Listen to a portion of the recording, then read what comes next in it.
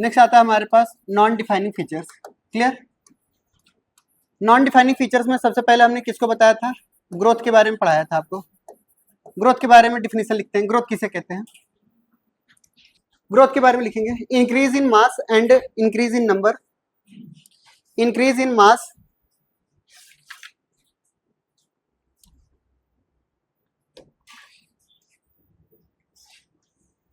that is growth is permanent and non reversible या irreversible.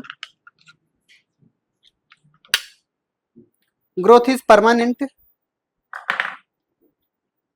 and non reversible.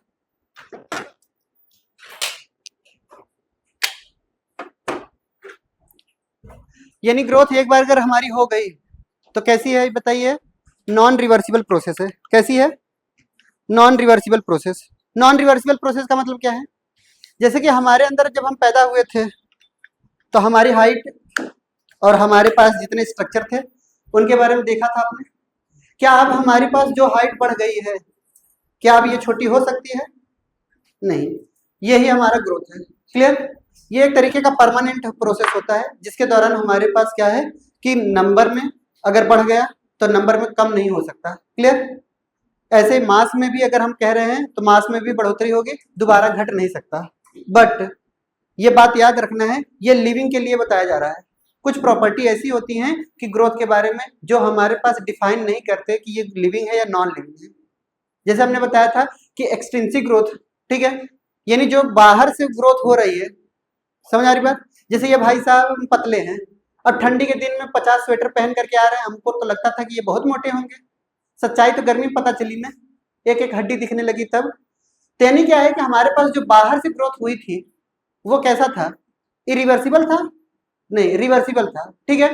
तो यही हम बताना चाह रहे हैं कि ग्रोथ की असली डिफिनीशन ये होती है कि किसी भी तरीके के मास में और नंबर में अगर इंक्रीज हो रहे हैं तो वो क्या कहलाएंगे, ग्रोथ कहलाएंगे। ठीक है। बट ये नॉन डिफाइनिंग फीचर्स में क्यों आते हैं, क्योंकि ये हमारे पास नॉन लिविंग ऑर्गेनिज्म में भी नजर आए हैं। क्लियर। जैसे हमारे पास आता है, कुछ एग्जाम्पल हम बताना चाह रहे हैं, जल्दी से लिखेंगे एग्जाम्पल, इनके एग्जाम्पल लिखेंगे।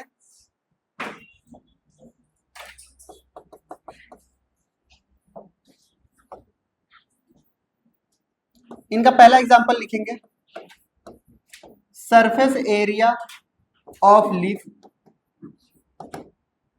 जितना एग्जाम्पल बता रहा हूं मैं वो सारे के सारे एग्जाम्पल आपसे पूछे गए हैं। ठीक है। तो एग्जाम्पल हमें भूलना नहीं है। आप PYQ लगाएंगे तो जितने भी एग्जाम्पल मैं बता रहा हूं डायरेक्ट ऐसे पूछा गया है कि which of the following structure define the living. समझ आ रही बात।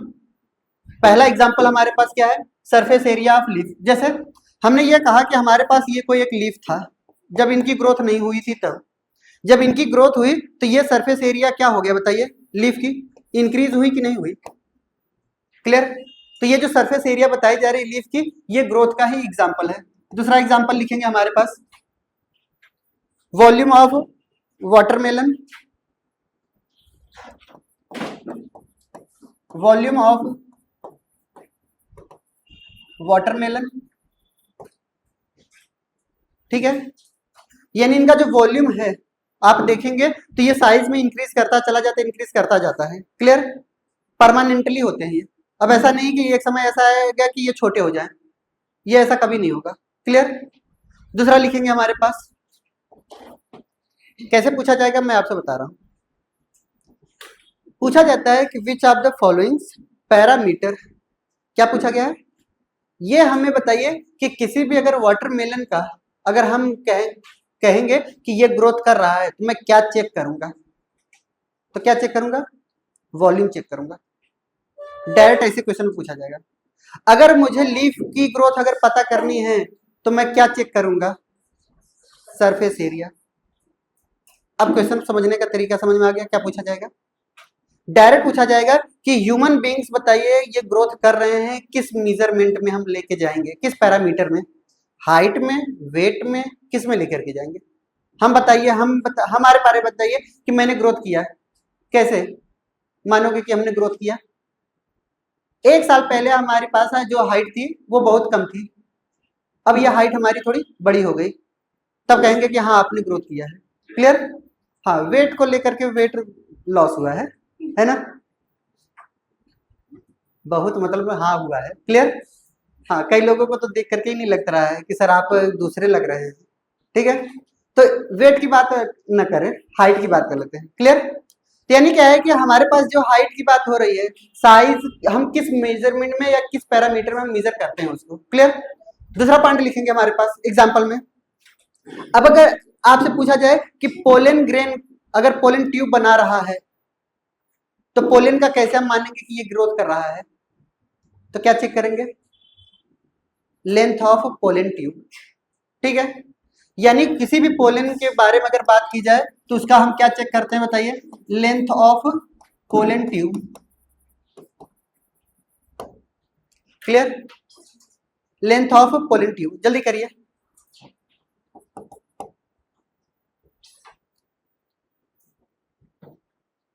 चलिए हमें ये बताइए, अगर हमने ये कहा कि हम खेती कर रहे थे, ये दोनों दोस्त आपस में, इनको मैंने कुछ एकड़ जमीन दी, कुछ एकड़ जमीन इनको दी, मान के चलते हैं एक एक एकड़ दिया। ठीक है, एक एकड़ जमीन में इन्होंने जो राइस उगाई, ठीक है, राइस फील्ड प्रोडक्टिविटी बढ़ाई। इनकी जो प्रोडक्टिविटी थी राइस की, वो हम मान चलते हैं 10 क्विंटल है और इनकी 15 क्विंटल है। यानी किसकी फील्ड ग्रोथ की अच्छा खासा? हाँ, प्राउड फील ना करो, एग्जाम्पल बता रहे हैं, ये डायरेक्ट मेरा हुआ है नहीं। हम आपको समझाना चाह रहे हैं कि हमने कैसे माना कि अब जमीन जब हमने इनको दिया था, दोनों को बराबर दिया था, अब ये थोड़ी ना कहने आएंगे सर आपने हमें खराब जमीन दिया है, ग्रोथ नहीं किया। ग्रोथ का कैसे पता लगा है उस फील्ड का? किसी भी क्रॉप फील्ड की प्रोडक्टिविटी को देख करके ही हम उस क्रॉप फील्ड को हम बताते हैं इसने ग्रोथ किया है। समझ आई बात? यानी कितना प्रोडक्शन हुआ है वहां का क्रॉप यील्ड का, उसके बेसिस पे हम उस एरिया का प्रोडक्शन बताते हैं इसने ग्रोथ किया है। समझ आएगा? तो लिखेंगे दूसरा example, weight of crop yield. Weight of crop yield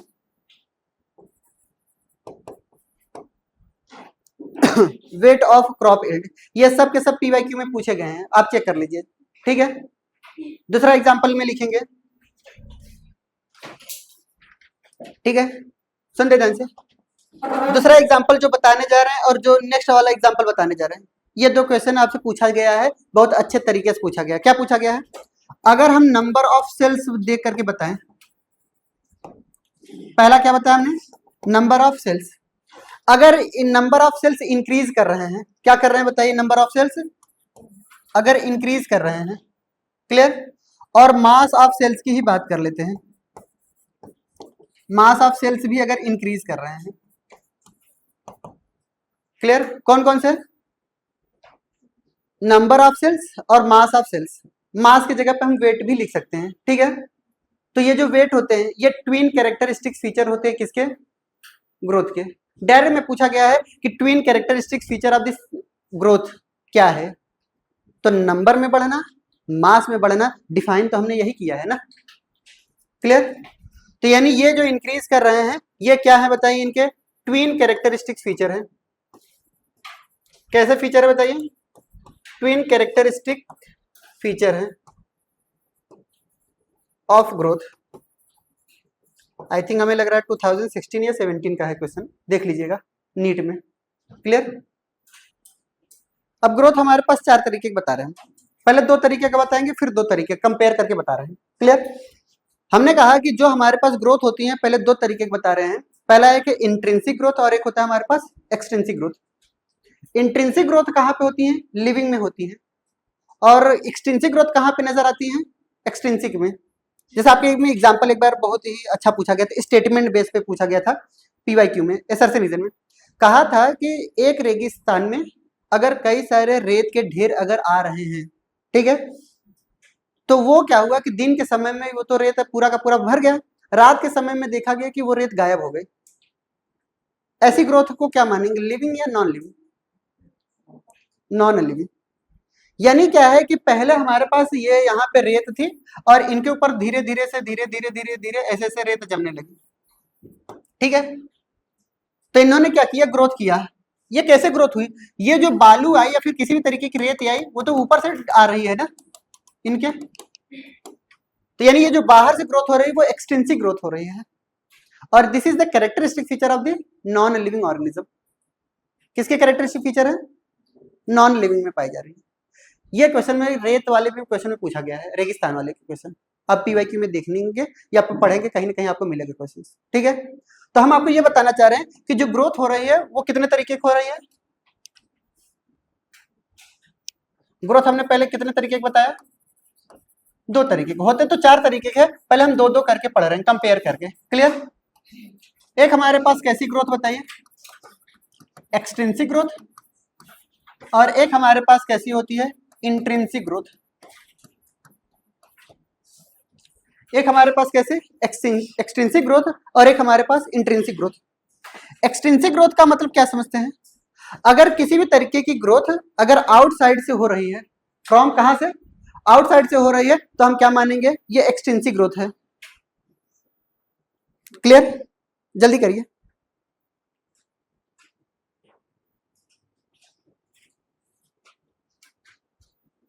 चलिए सुनेंगे दादा, इंक्रीज इन साइज और वेट फ्रॉम कहां से बताइए, आउटसाइड से। ठीक है, इनका क्या लिखेंगे, इंक्रीज इन साइज और वेट फ्रॉम इनसाइड। क्लियर, तो हमारे पास क्या है, एक्सटेंसिव ग्रोथ और इंट्रिंसिक ग्रोथ। चलिए बताइए ये कहां पे प्रेजेंट होता है, कहां पे प्रेजेंट है बताइए, present in non living. Clear, ये कहां पे,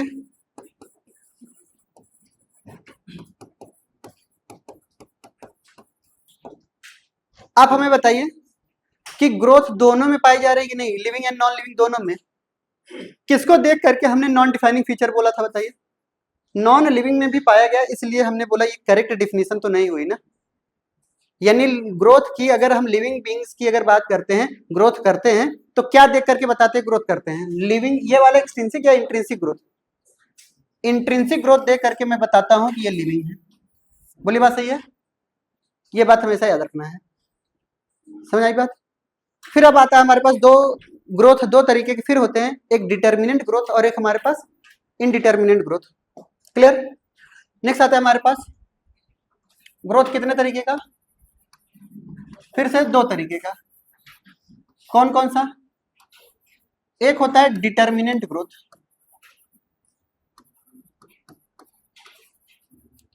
और एक होता है हमारे पास इनडिटर्मिनेंट ग्रोथ।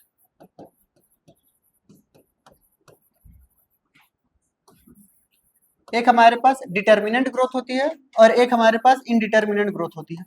अगर ना समझ में आए तो छोड़ दीजिएगा। ठीक है, डिटर्मिनेंट ग्रोथ का मतलब क्या होता है कि जिसकी साइज एंड शेप को हम मेजर कर सकते हैं, जैसे हमारी लेंथ को मेजर कर सकते हैं आप, यानी 5 फीट 5.5 फीट जो भी हमारे पास हाइट है वो आप मेजर कर सकते हैं। क्लियर, किसी भी एक स्पेसिफिक प्लांट का भी मेजर कर सकते हैं।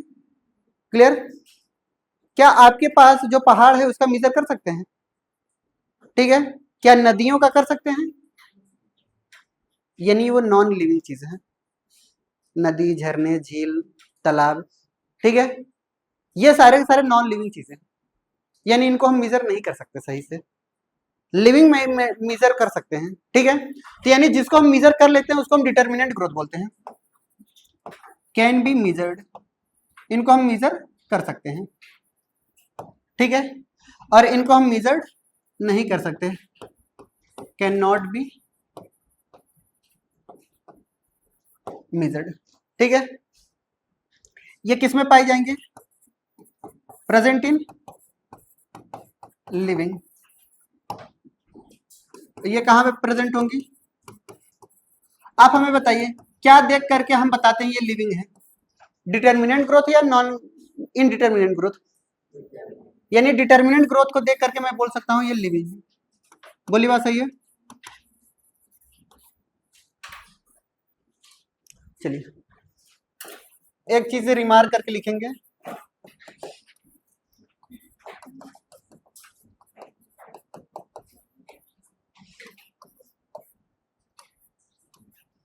नीट 2009 की बात कर लेते हैं, ठीक है। चलिए लिखते हैं, सिंस कुछ चीजें हमें पता है ना, उसको सिंस लगा कर लिखते हैं। डायरेक्ट क्वेश्चन का स्टेटमेंट ही बोल रहे हैं, since living and non living, living and non living, ये स्टेटमेंट आपको अच्छे से लिखना है। Since living and non living both growth bye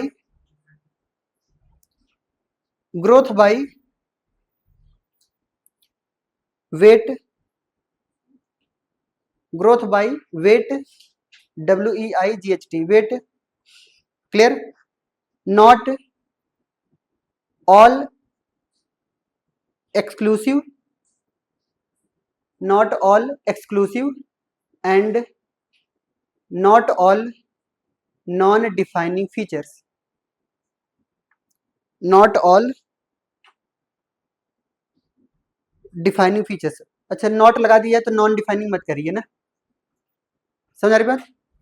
अगर नॉट लगा दिया है तो नॉन डिफाइनिंग मत बोलिए, डिफाइनिंग बोल दीजिए, नॉन को हटा दीजिए ना। हम आपको समझा रहे क्या है, हमने ये कहा कि जितने भी हमारे पास लिविंग होते हैं और जितने भी नॉन लिविंग होते हैं वो दोनों के दोनों ग्रोथ करते हैं बाय वेट। हमने कहा कि अगर हमारे पास जो रेत थी वो ढेर बनाई, उसका कोई ना कोई एक वेट हुआ होगा ना, इंक्रीज किया होगा। अरे बोलो, हमने भी ग्रोथ किया है तो हमारा भी वेट बढ़ा कि नहीं बढ़ा? यानी ये जो ग्रोथ में वेट में बढ़ रही है ग्रोथ, ठीक है, वो ना तो पूरी की पूरी एक्सक्लूसिव फीचर्स है और ना ही डिफाइनिंग फीचर्स है। समझ आई बात? यानी डायरेक्ट स्टेटमेंट पूछा गया है, असर्शन में पूछा गया था कि growth is non defining feature as well as non exclusive features. ये बात सही है? सही है। समझ आई बात? दूसरा पॉइंट लिखा था it is applicable for only non living. Reason सही है? नहीं, ये गलत है, दोनों के लिए अप्लाई हो रहा है। समझ आई बात? जो चीजें दोनों में पाई जाती है क्या वो एक्सक्लूसिव हुआ? नहीं। अगर मैं आपसे कहूं कि इनके अंदर एक्सक्लूसिव फीचर्स बताइए तो क्या बताओगे? इनकी एक ऐसी फीचर जो किसी के पास ना हो। अरे बोलिए, अब कोई ढूंढेगा नहीं इनके बारे में। क्लियर क्या है?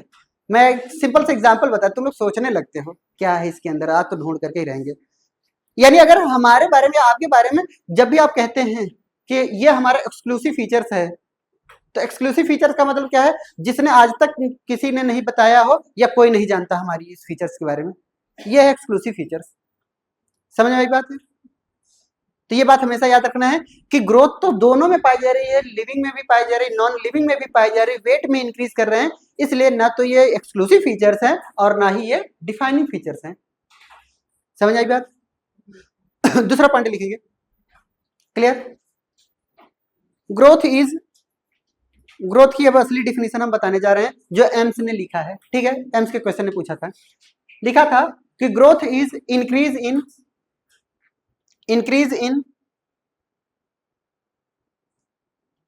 इन नंबर ऑफ सेल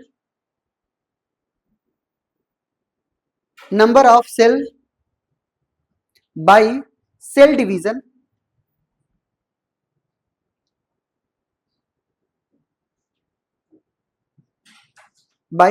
डिवीजन यानी जो नंबर ऑफ सेल्स अगर इंक्रीज कर रहे हैं वही हम मानते हैं ग्रोथ है, ठीक है। बैक्टीरिया ने ग्रोथ किया, हम कैसे मानेंगे ये बैक्टीरिया लिविंग है या नॉन लिविंग है? उसने डिवाइड किया, नंबर में बढ़ाया। क्लियर? चलिए हमें बताइए दूसरा स्टेटमेंट, सेल डिवीजन हम क्यों करते हैं? सेल डिवीजन हम क्यों करते हैं? चलिए भैया बताइए, हम सेल डिवीजन क्यों करते हैं? सेल डिवीजन क्यों करते हैं? हाँ, ये थोड़ा चालाक बंदी है, ग्रोथ पढ़ा रहे तो ग्रोथ ही के लिए करेंगे ना। ये कौन सा लॉजिक वाला क्वेश्चन बता रही हो? और चलो तुम्हारा लिख ही लेते हैं। हाँ, किसके लिए? सेल ग्रोथ के लिए। दूसरा सुनते हैं, सेल की ग्रोथ के लिए। अगर कोई भी सेल्स खराब हो जाए, सेल की रिपेयरिंग के लिए, ठीक है। अगर सेल अगर खराब हो गया तो रिप्लेसमेंट के लिए। All cells are rising from, clear. दूसरा पॉइंट, अगर टिश्यू हमारी खराब हो जा रही है तो टिश्यू की रिपेयरिंग के लिए।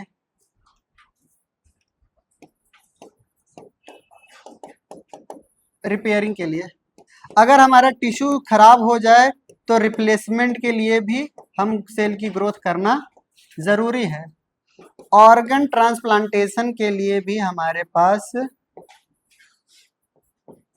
इसलिए ये सेल डिवीजन होते हैं। क्लियर? जल्दी करिए, चलिए क्वेश्चन बताइए। ऑर्गन का ट्रांसप्लांटेशन पॉसिबल नहीं है एनिमल्स के अंदर, कौन सी सेल्स का?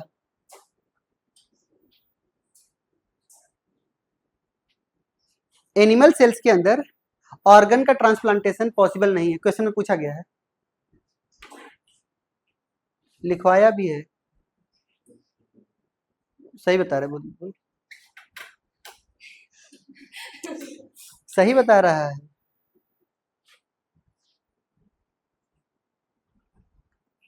चलो भैया बताओ, कौन सी सेल्स का पॉसिबल नहीं है ऑर्गन का ट्रांसप्लांटेशन होना?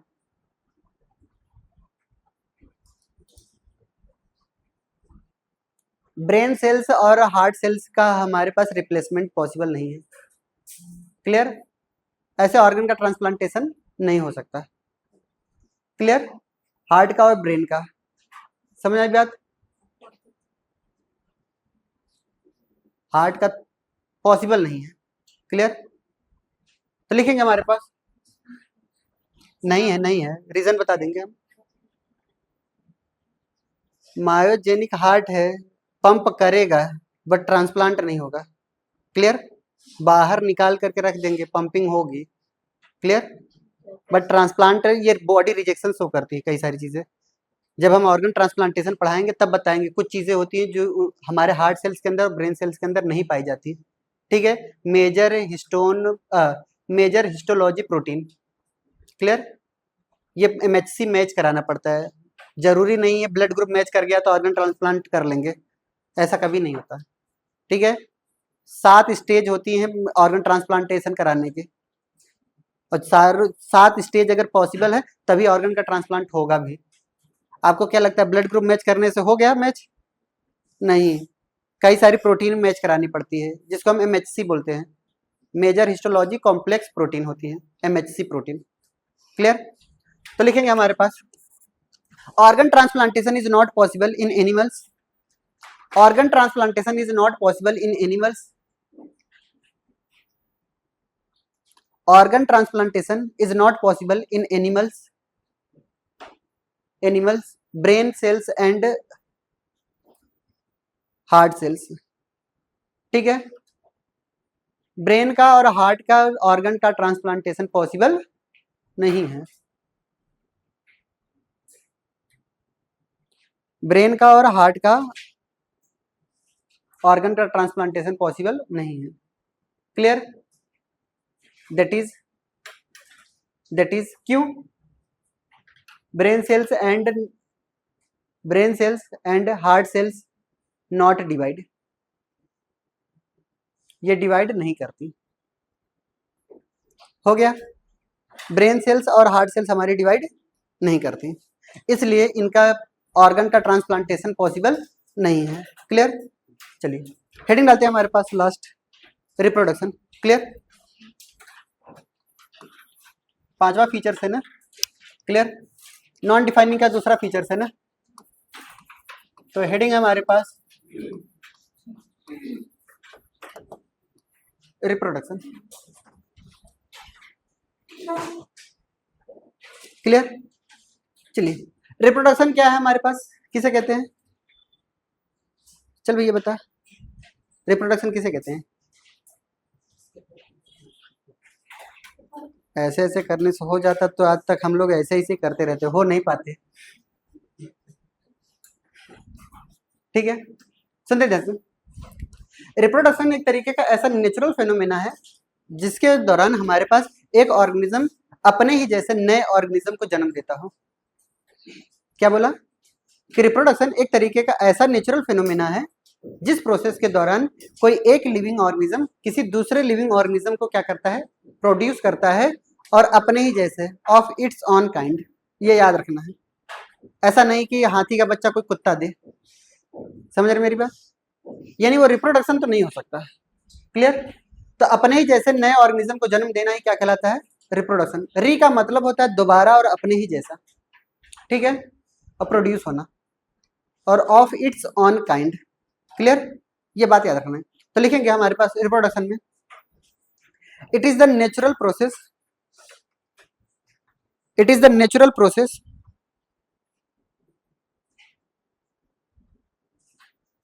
it is the natural process in which an organism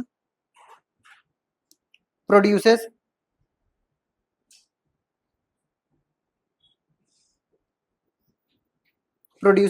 new offspring या progeny, न्यू ऑफस्प्रिंग या यंग वंस या प्रोजेनी, कुछ भी लिख सकते हैं, तीनों नाम एक ही है, ऑफस्प्रिंग, यंग वंस और प्रोजेनी। ऑफस्प्रिंग भी लिख सकते हैं, क्लियर, प्रोजेनी भी लिख सकते हैं, न्यू यंग वंस भी लिख सकते हैं। क्लियर? अपने ही जैसे नए ऑर्गेनिज्म को जन्म देना ही क्या कहलाता है, reproduction. Of its on kind लिख लीजिएगा, of its on kind, on kind, OWN, on kind, अपने ही जैसे। क्लियर? समझ आई बात? सुन जैसे रिप्रोडक्शन के बारे में हमें डिटेल में पढ़ना ही है, तो हम कोशिश करते हैं कि जितना दूर हो जाए इनसे अभी ठीक है। क्लियर? अगर अंदर घुसेंगे तो 2 घंटे यही ले लेगा हमारा। क्लियर? तो इससे अच्छा है कि इसको स्किप करके आगे हम बढ़ने की कोशिश करते हैं। आइडेंटिफिकेशन का मतलब होता है, जो डिफिनीशन हम बोल रहे हैं वही डिफिनीशन याद रखना है आपको। कोई दूसरा याद रखेंगे तो पक्का है 4 नंबर गए आपका, पक्का। इसलिए मैं बता रहा हूं, रिकॉग्निशन ऑफ अननोन ऑर्गेनिज्म, यानी किसी एक अननोन ऑर्गेनिज्म का हम रिकॉग्निशन करते हैं, किसके, किससे बताइए, फ्रॉम नोन ऑर्गेनिज्म। ठीक है, यह है हमारे पास आइडेंटिफिकेशन। क्लियर? अगर मेरे जैसा कोई एक इंसान दिखेगा तो आप तो मुझसे ही कंपेयर करोगे ना, सर आपके जैसे एक इंसान को देखा था हमने, तो यही कैरेक्टर की बात हम कर रहे हैं। क्लियर? यही हम आइडेंटिफाई की बात कर रहे हैं। क्लियर? तो यानी हमने क्या कहा, कहाँ गया ये, अच्छा, आइडेंटिफिकेशन हमें समझाना था। आइडेंटिफिकेशन का मतलब क्या समझेंगे, recognition of, recognition of unknown organisms. Clear? किससे कंपेयर कर रहे हैं बताइए, फ्रॉम, जो हमें जानकारी में है नॉन ऑर्गेनिज्म से। ठीक है, उससे कंपेयर करने के बाद जल्दी करिए। फॉर एग्जाम्पल, एग्जाम्पल आप ध्यान से समझिएगा, जो एग्जाम्पल हम समझाने जा रहे हैं वही आपको एग्जाम्पल याद रखना है। मान के चलते हैं, ठीक है, ग्रीन प्लांट हमने लिया, कोई है कि ग्रीन प्लांट लिया, अगर प्लांट ग्रीन है, ठीक है, हम मानेंगे कि क्लोरोफिल पाए जाएंगे और सभी कैरेक्टर होंगे ना उनके अंदर। अब ये प्लांट हमारे पास, कोई एक प्लांट लेकर के आए, कोई एक प्लांट लेकर के आए, ये कोई एक प्लांट लेकर के आए। क्लियर? अब इन्होंने एक प्लांट लेकर के आया और ये बताने कुछ कैरेक्टर बताए, 3 कैरेक्टर बताए इन्होंने। इन्होंने कहा सर इस प्लांट के अंदर वेल डेवलप्ड रूट है, स्टेम है एंड लीफ है। क्या क्या पाई जा रही है, रूट पाई जा रही है, स्टेम पाई जा रही है और लीफ पाई जा रही है। इसका मतलब क्या समझेंगे, कि ये एल्गी और ब्रायोफाइट्स तो नहीं हो सकता। बोलिए बात सही है। यानी प्लांट के हमारे पास कुछ प्लांट के कुछ प्रॉपर्टी, हमारे पास कुछ डिवीजन के नाम हम बता रहे हैं, ठीक है। एक हमारे पास क्या होता है, एल्गी होता है, एक ब्रायोफाइट होता है, एक टेरिडोफाइट्स होते हैं, एक जिम्नो होते हैं, जिम्नोस्पर्म होते हैं, और एक हमारे पास एंजियोस्पर्म होते हैं। क्लियर। अगर मैंने इनको बोला कि सर इनके अंदर वेल डेवलप्ड रूट पाए जा रहे हैं, स्टेम पाए जा रहे हैं, लीफ पाए जा रहे हैं, तो दो बात की गारंटी है कि ये ना तो एल्गी हो सकता है, ना तो ये ब्रायोफाइट्स हो सकता है, ठीक है। क्यों? एल्गी और ब्रायोफाइट्स की सबसे खास बात ये होती है, ये लोअर प्लांट्स में आते हैं, इनके अंदर well developed root, stem and leaf developed नहीं होती। एल्गी के बारे में डायरेक्ट बोला गया है, ये थैलॉइड स्ट्रक्चर है, थैलस लाइक स्ट्रक्चर, यानी body is not differentiated into root, stem and leaf. Clear. Bryophytes के बारे में भी बोला गया है, ये थैलॉइड स्ट्रक्चर है, ये इनके अंदर रूट तो पाए जाते हैं, रूट नहीं पाए जाते, बट रूट लाइक स्ट्रक्चर होते हैं। स्टेम नहीं पाए जाते, बट स्टेम लाइक स्ट्रक्चर होते हैं। लीफ नहीं पाए जाते, बट लीफ लाइक स्ट्रक्चर होती हैं। तो क्या ये सही तरीके से लीफ पाई जा रही हैं? नहीं। तो अगर इनको हम प्लांट में अगर हम डिफरेंशिएट करना चाहेंगे तो हम क्या बोलेंगे कि बेटा ये तो एल्गी और ब्रायोफाइट्स तो नहीं है। क्लियर। अब हमें पहचानना किससे है बताइए? टेरिडोफाइट से, जिम्नोस्पर्म से और एंजियोस्पर्म से। क्लियर। फिर इन्होंने कहा कि सर इसके अंदर सीड नजर आई। क्या नजर आई? सीड नजर आई। तो सीड हैबिट जो होती है टेरिडोफाइट्स में होती है, बट सीड नहीं होती, यानी टेरिडोफाइट्स नहीं हो सकती। क्लियर। यानी इनके अंदर क्या पाई गई? सीडेड प्लांट नजर आई। ये कैसी नजर आई? सीडेड नजर आई। और सीडेड नजर आई तो टेरिडोफाइट्स भी छट गया। क्यों? क्योंकि टेरिडोफाइट्स के अंदर सीड नहीं पाई जाती। यानी ये किस कैटेगरी में आए? स्पर्मेटोफाइटा में आए। किस में आए? स्पर्मेटोफाइटा किसे कहते हैं? जिनके अंदर सीड हैबिट पाई जाती हो, ठीक है। और अगर नेक्स्ट पॉइंट अगर हम बात बोलें कि सीड की कवरिंग नजर आ रही है, तो जिम्नोस्पर्म भी छट गए। इन सीड हमारे जिम्नोस्पर्म में भी पाए जाते हैं, बट सीड कवर्ड नहीं होती जिम्नोस्पर्म में। जिम्नो का मतलब ये होता है हमारे पास क्या? नेकेड सीड, ठीक है। तो इनके पास जो सीड होती है वो कैसी होती है? फ्रूट के द्वारा कवर्ड नहीं होती है। तो यानी इनके अंदर क्या पाई गई? सीड जो थी वो कवर्ड थी। किससे? विद फ्रूट से, पूरी फ्रूट से ये कवर्ड थी। तो ये हम आंख बंद करके बोलेंगे कि बेटा जो आपने लाया है वो क्या लाया है बताइए? कैसा प्लांट है? एंजियोस्पर्म, ठीक है। तब इनको 2 चॉकलेट दे करके हटा देंगे, बहुत शाबाशी दे देंगे, ठीक है। यानी यही हमारे पास आइडेंटिफिकेशन में कर रहा, समझ आए? यही स्टेप बाय स्टेप प्रोसेस को ही हम क्या बोलते हैं? टैक्सोनॉमी। क्लियर। यही अरेंजमेंट है, प्रिंसिपल एंड प्रोसीजर। जल्दी करिए। अच्छा, नॉन ऑर्गेनिज्म कैसे हम समझेंगे? हेडिंग डालते हैं हमारे पास नॉमेनक्लेचर। हो गया, आगे बढ़े। चलिए सुनते हैं सब।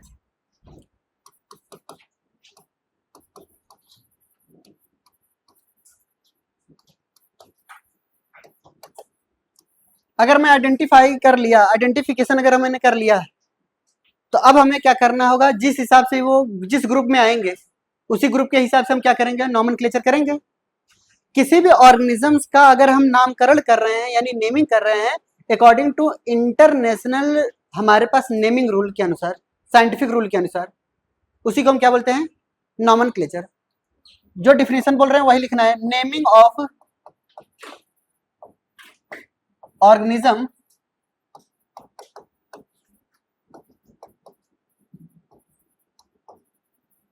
according to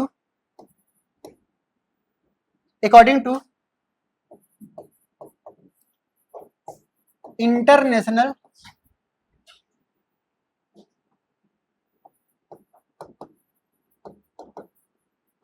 scientific rule. Clear. जैसे जब भी आप पैदा होते हैं तो आपके यहाँ पंडित आते हैं नामकरण करने के लिए ना,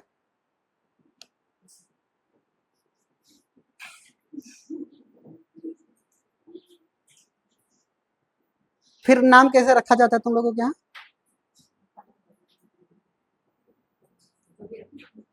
अच्छा जो भी रख दो।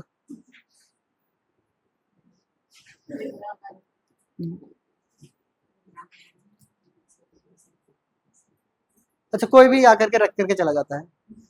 चलो हम अपना बताते हैं, ठीक है। जब आप पैदा होते हैं हमारे यहाँ, ठीक है, तो बहुत सारे पंडित आते हैं नामकरण करने के लिए, ठीक है। जिस समय में आप पैदा होते हैं, जिस मुहूर्त में पैदा होते हैं, वो टाइमिंग काउंट करते हैं। उस टाइमिंग काउंट करने के बाद वो पंडित जी आपको नाम बताते हैं, ठीक है। तो मेरा नाम तो बहुत खराब है, किसी से लिया ही नहीं जाता, ठीक है, इसलिए मैं बताता भी नहीं नाम। क्लियर?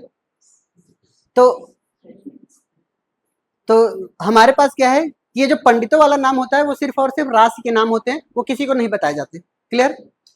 वो नाम सिर्फ और सिर्फ क्या होता है कि जब आपकी कोई चीजें बताई जाती है, राशि या फिर भविष्य देखा जाता है, तब नाम बताना पड़ता है। नहीं तो बताने के लिए तो अलग अलग जगह पे अलग अलग नाम है, ठीक है। एक ऐसा नाम जो पूरे जगत में बोला जाए आपका नाम, ठीक है। तो यानी क्या है, कुछ एक ऐसे नाम होते हैं जैसे शुभम। शुभम तो सब जानते होंगे मुझे नाम, क्लियर, हर जगह जानते होंगे। बट मेरे घर में अलग अलग नाम बुलाए जाते हैं, ठीक है। मम्मी बाबू बुला देती है, बहनें कालू बुला देते हैं, ठीक है। तो अलग अलग जगहों पे अलग अलग जगह पे नाम होते हैं। क्लियर? तो अब हमारे पास क्या है कि एक इंटरनेशनल कोड होना चाहिए कि जो सभी जगह बोले जाए। क्लियर? जैसे हमारे यहाँ बैगन को बैगन बोला जाता है, ठीक है, भाटा बोला जाता है, ठीक है। आपके यहाँ बायोम, क्या समझते हो मुझे? धीरे धीरे सब जान रहे हैं, है ना? सही बताया ना? हाँ, बायोम बोलते हैं। यानी हमारे पास क्या क्या तुम लोगों को क्या लगता है, मैं नहीं जानता तुम लोगों के बारे में? आपन से फुसफुसाया ना करो, बहुत कुछ समझ जाता हूँ, ठीक है। तो हमारे पास क्या है कि ये जितने भी पॉइंट मैं आपको बता रहा हूँ, ये एक ऐसा नाम जो इंटरनेशनल हो, ठीक है। अब अगर हमारे पास क्या आता है कि आलू का नाम, तुम्हारे यहाँ आलू को क्या कहते हैं? आलू, चलो ठीक है तब, ठीक है, हमें लगा कुछ और बोलते होंगे। क्लियर? तो अलग अलग जगह पे अलग अलग नाम होते हैं, लोकल नेम होते हैं, ठीक है। तो उस चीज को परेशान करने के लिए हमारे पास कई चीजें हमारे लिए बहुत नुकसान होती थी, ठीक है। अगर हम यहाँ पे कुछ और मांगते, बैगन मांगते मांगते थक जाएंगे, लेकिन मिलेगा नहीं, ठीक है।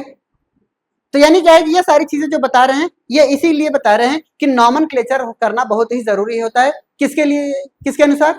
इंटरनेशनल हमारे पास नेमिंग रूल होनी चाहिए, यानी साइंटिफिक नेम होनी चाहिए। क्लियर?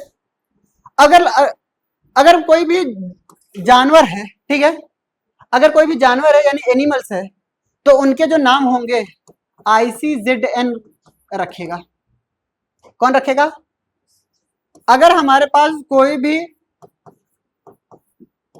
बॉटनी वाला पार्ट है, प्लांट है, उसका नाम कौन रखेगा? समझ आई बात? तो यानी हमारे पास इनका फुल फॉर्म पूछा जाता है, तो क्या बताएंगे? International code of zoological nomenclature. कैसा नॉमेनक्लेचर? जूलॉजिकल नॉमेनक्लेचर, ठीक है। चलिए यहां पे इंटरनेशनल कोड ऑफ बोटेनिकल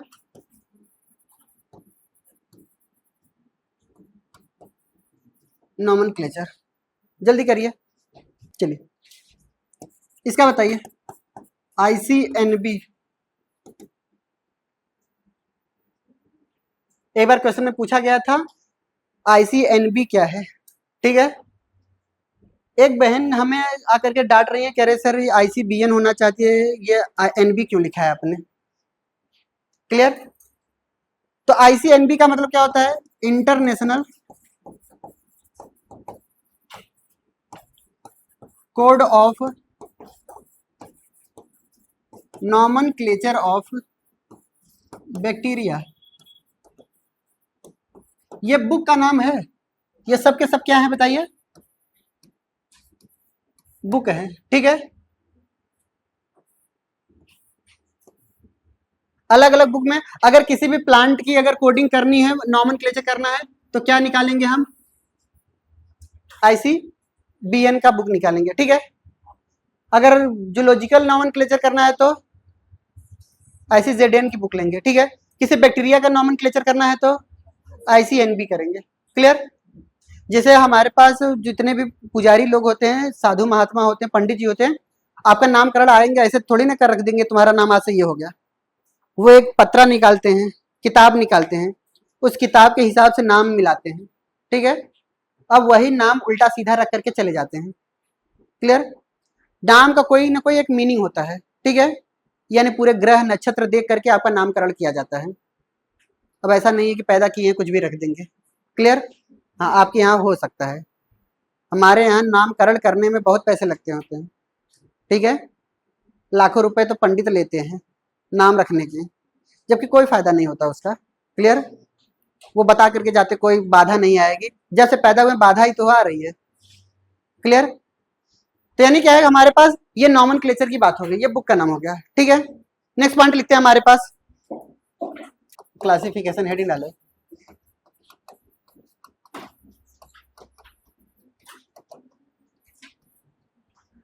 चलिए सुन लेते हैं क्लासिफिकेशन के बारे में। अगर कोई भी एक ऑर्गेनिज्म, ये ए है, कोई ये एक ऑर्गेनिज्म बी है, ठीक है। अगर हम बाहर से कोई स्पीसीज लेकर के आ रहे हैं, बाहर से कोई स्पीसीज लेकर के आए, हम मान चलते हैं जेड वाला स्पीसीज, कोई एक स्पीसीज लेकर के आए, नाम हमें नहीं मालूम। क्लियर। अब ये इस जेड वाले को मैं ए में रखूं या बी में रखूं, किस में रखूं, ये कौन डिसाइड करेगा। पहले हम ये देखेंगे कि इनके कैरेक्टर और जेड के कैरेक्टर, ठीक है। अगर इनके कैरेक्टर और इनके कैरेक्टर लगभग दो कैरेक्टर ऐसे हैं जो मैच कर रहे हैं जेड के और ए से। ए और जेड के कितने कैरेक्टर मैच कर रहे हैं बताइए, दो कैरेक्टर। और अगर यही जेड और बी के जो कैरेक्टर हैं वो लगभग 8 कैरेक्टर ऐसे हैं जो मैच कर रहे हैं बी से। आप हमें बताइए जेड किसकी कैटेगरी में जाएगा, ए की कैटेगरी में जाएगा या बी की कैटेगरी में, बोलिए। यानी जेड जो होगा वो बी के जाकर के बगल में बैठ जाएगा। अब चाहे ये खुश रहे चाहे नाराज रहे। आप अपने दोस्त कैसे बनाते हैं, जब आपके कैरेक्टर और आपके बगल वाले के कैरेक्टर या फिर क्लास में किसी भी व्यक्ति के पास जो कैरेक्टर है अगर वाइब मैच कर गई तभी दोस्त बना लेते हो, ठीक है। अरे बोलिए, समझ आ रही बात। यानी जहां पे आपके कैरेक्टर और एक आदमी के कैरेक्टर, दोनों के कैरेक्टर मैच कर गए, आप हमेशा चाहोगे कि वो हमेशा हमारे साथ रहे। बोलिए बात सही है। यही हम बताना चाह रहे हैं, ये कैरेक्टर क्लासिफिकेशन का। क्लासिफिकेशन का मतलब हमने क्या बोला कि किसी भी ऑर्गेनिज्म की अगर हम ग्रुपिंग कर रहे हैं, ठीक है। पहले तो ये सिंगल ही थे ना, अब ये ग्रुपिंग किया ना हमने। किसी भी ऑर्गेनिज्म की जो ग्रुपिंग कर रहे हैं किस बेसिस पे कर रहे हैं बताइए, उनके कैरेक्टर, ऑब्जर्वेबल कैरेक्टर को देख करके किया, ठीक है। ऑब्जर्वेबल कैरेक्टर को हमारे पास क्या किया, कैरेक्टर किया। फिर सिमिलरिटीज और डिसिमिलरिटीज, 10 कैरेक्टर में से 2 कैरेक्टर मैच किससे किए बताइए, ए से। बाकी 8 कैरेक्टर किससे मैच किए, बी से। यानी ये ऑर्गेनिज्म कहां पे जाएगा, बी की कैटेगरी में जाएगा। यही समझाने की कोशिश कर रहे हैं कि किसी भी ऑर्गेनिज्म की अगर हम क्या कर रहे हैं, क्लासिफिकेशन कर रहे हैं, ग्रुपिंग कर रहे हैं, किस बेसिस पे, ऑब्जर्वेबल कैरेक्टर के बेसिस पे और सिमिलरिटीज एंड डिसिमिलरिटीज के बेसिस पे, उसी को हम क्लासिफिकेशन कहते हैं। क्लियर। जल्दी करिए, लिखेंगे। डिफिनीशन तो लिख लिया है ना, grouping of organism on the basis of observable character and dissimilarities and similarities. Clear. ये एग्जांपल लिख लीजिएगा।